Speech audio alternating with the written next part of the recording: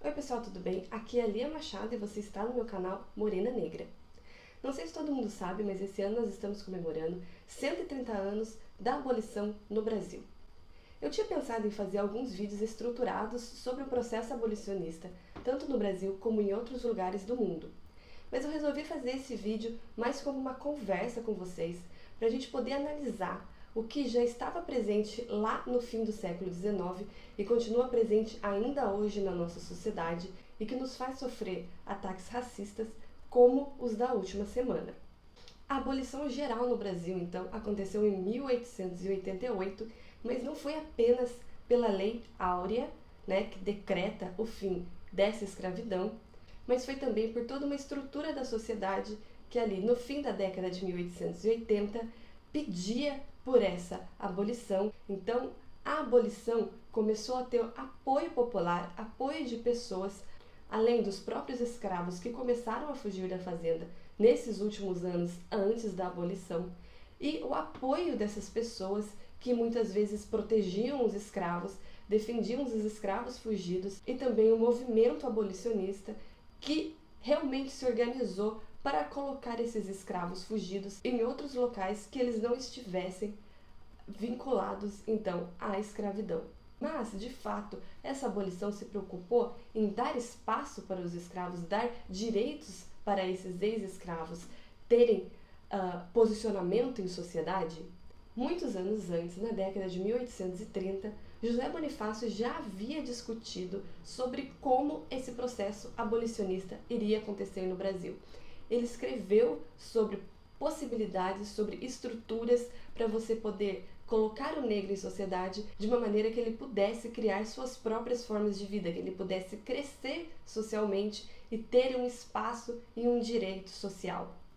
Essa discussão foi feita em outros momentos no decorrer do século XIX, até a abolição em 1888, mas nenhuma dessas ideias que pretendia dar aos negros direito em sociedade foi seguida pelo governo. O que aconteceu foi que em 1888 a princesa Isabel aboliu a escravidão, então os negros não eram mais escravos a partir de 13 de maio, sem ter, no entanto, nenhuma forma para se organizar, nenhuma forma de sobreviver.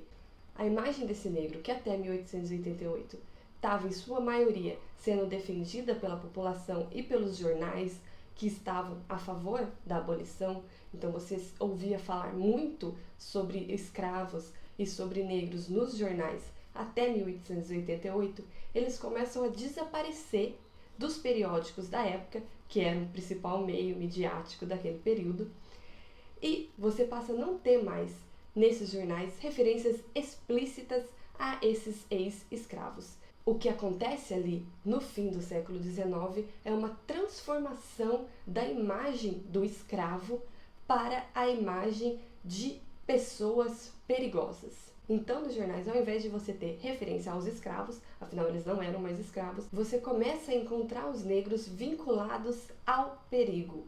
Eles se tornam essa classe perigosa, eles se tornam os vadios, eles se tornam os capoeiras, que naquele período era uma palavra que carregava toda essa conotação negativa de uma pessoa perigosa.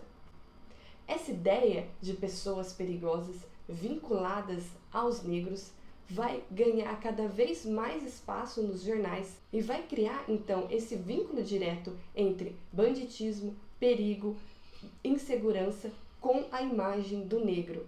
Então, você não precisava exatamente falar do negro como negro.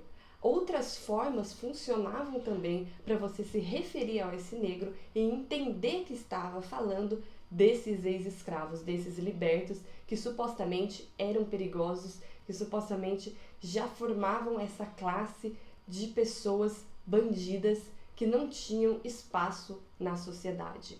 Como eu já falei num texto meu no blog, tem esse historiador chamado Robert Darnton que escreveu O Grande Massacre de Gatos.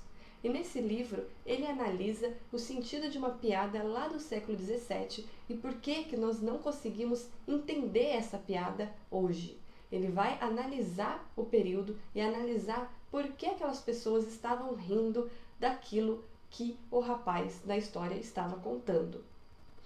E basicamente o ponto de partida desse historiador é que quando você não entende o sentido da piada, é porque aquela sociedade não te pertence mais. A sua sociedade se estrutura e se organiza de outra forma na qual aquela piada não faz sentido. Quando uma piada faz sentido em sociedade, você não precisa dizer claramente o que você está atacando com aquela piada. A compreensão do que está sendo atacado já é dada para aquela sociedade. Ela entende implicitamente o que está sendo dito. E é exatamente isso que nós tivemos essa semana com o ataque ao jogador da França, aqui pelo youtuber do Brasil. Por mais que você tente defender dizendo que ele não estava se referindo à cor do jogador, nós somos capazes de compreender que foi a cor que ele estava atacando. Você ri e essas piadas maldosas, elas fazem sentido porque você tem esse conhecimento implícito de algo do seu país ou daquela sociedade em que você vive e que te faz entender o que a piada está dizendo. Você não precisa dizer claramente uma piada, porque senão ela não seria de fato uma piada. A piada diz coisas implícitas, faz brincadeiras implícitas e muitas vezes brincadeiras maldosas ou brincadeiras que são de fato um crime, como nesse caso, já que racismo no Brasil é crime. A lógica de você vincular o negro a banditismo e a perigo sempre existiu no Brasil. Desde lá do fim da escravidão, você tem essa organização, você tem essa estrutura que faz as pessoas vincularem o perigo ao negro. Para a gente conseguir mudar isso, é realmente não aceitando situações como essa, não aceitando piadas como essa e muito menos tentando justificar algo que lá no fundo você sabe que você entendeu daquela forma. Você entendeu porque você está no contexto desse país e no contexto de vínculo que liga negro com perigo.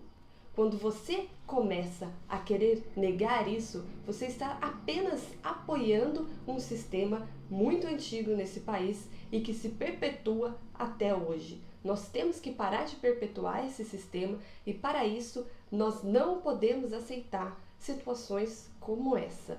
As pessoas começam a falar que a gente está ficando chato, que não se pode fazer piada de mais nada, que tudo ataca algum grupo. Bom, realmente não se pode fazer algumas piadas e nós vamos lutar contra essas piadas, porque apenas assim nós conseguiremos desvincular essa imagem da sociedade em que nós vivemos, apenas nos colocando contra essas piadas e falando que elas não são aceitáveis, que um dia talvez elas realmente deixem de fazer sentido para nós, deixem de fazer sentido na sociedade brasileira, de modo que você não vá mais rir com elas. Enquanto nós tivermos grupo de pessoas que riem dessa piada, quer dizer que a piada faz sentido na nossa sociedade. E mesmo o grupo que não ri da piada no Brasil compreendeu a piada, só sabe que ela não é mais aceitável. E nós precisamos fazer com que cada vez mais pessoas não aceitem piadas como essa, para que elas de fato deixem de existir e deixem de ter sentido na nossa sociedade.